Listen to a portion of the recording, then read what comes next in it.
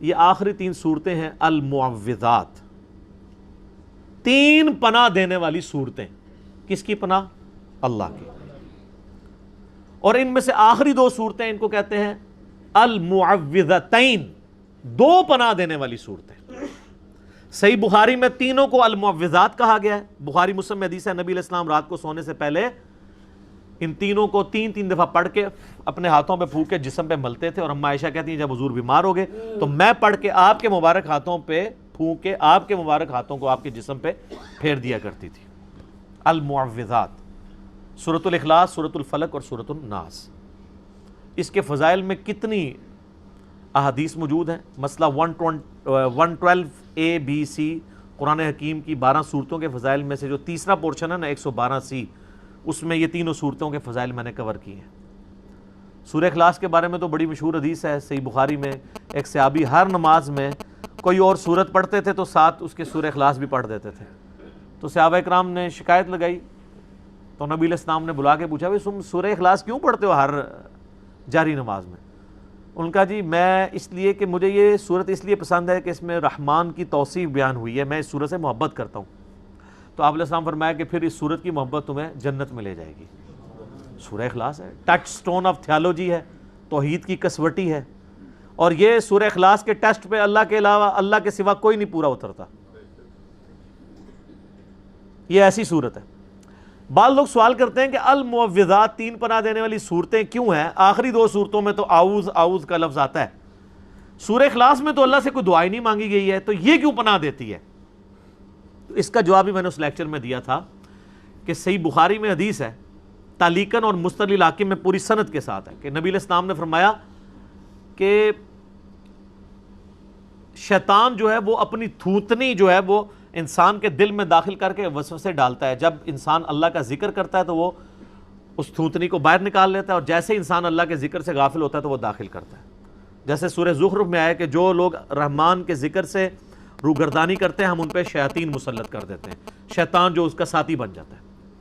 بخاری مسلم میں حدیث ہے ہر شخص کے ساتھ ایک فرشتہ ہے اور ایک شیطان اٹیچ ہے۔ فرشتہ اسے اچھائی کی طرف بلاتا ہے، شیطان برائی کی طرف۔ صحابہ نے عرض کیا اللہ کے رسول آپ کے ساتھ بھی؟ آپ نے فرمایا ہاں، میرے ساتھ بھی ایک شیطان اٹیچ تھا لیکن اللہ نے اسے میرا مطیع کر دیا، میرے ساتھ جو شیطان اٹیچ ہے وہ مجھے نیکی کی طرف ہی بلاتا ہے۔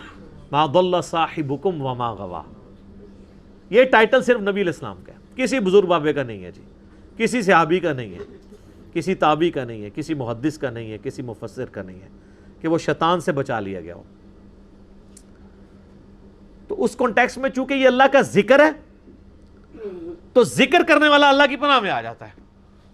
جامعہ ترمذی میں حدیث ہے کہ یحییٰ علیہ السلام کو اللہ تعالیٰ نے یہ وحی کی تھی، نبی علیہ السلام نے فرمایا کہ میرے ذکر کی مثال اس قلعے کی سی ہے کہ ایسا شخص جس کے کئی دشمن ہوں اور وہ اپنے دشمنوں سے بچنے کے لیے کسی قلعے یا حصار میں پناہ لے لے، میرا ذکر وہ قلعہ ہے کہ جس میں پناہ جو لے لے گا وہ شیاطین کے حملوں سے بچ جائے گا۔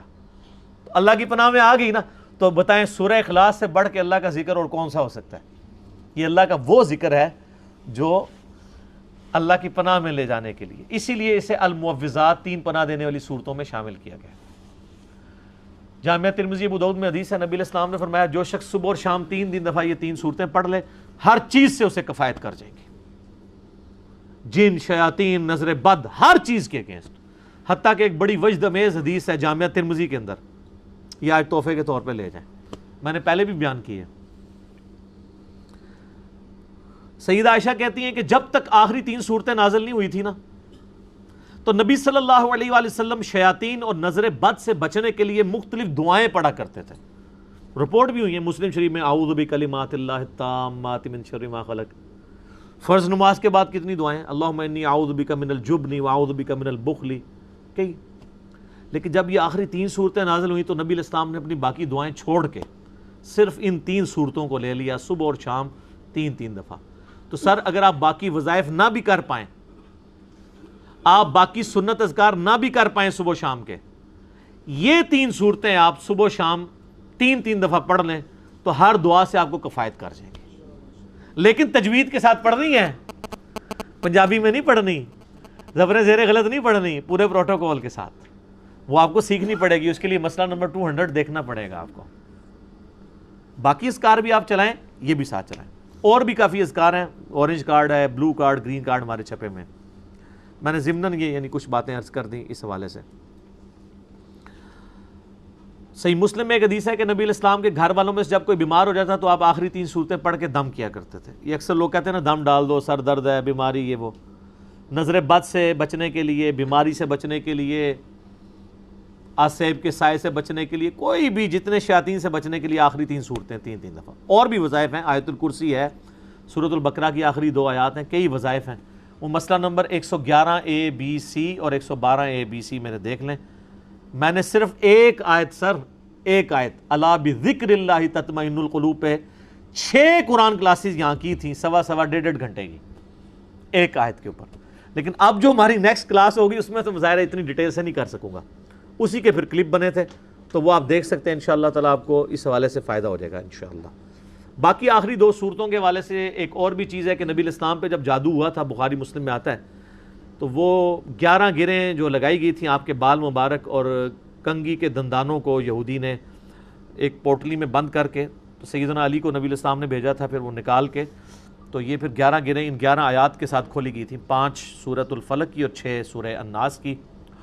اور اس حوالے سے بعض لوگوں کا یعنی خیال ہے کہ یہ حدیثیں صحیح نہیں ہیں، تو اس کے جواب میں میرا کلپ بھی ہے، کیا نبی علیہ السلام پہ جادو ہوا تھا، تو میں نے اس کو ٹیکنیکلی یعنی ڈسکس کیا اس حوالے سے، وہ آپ دیکھ سکتے ہیں.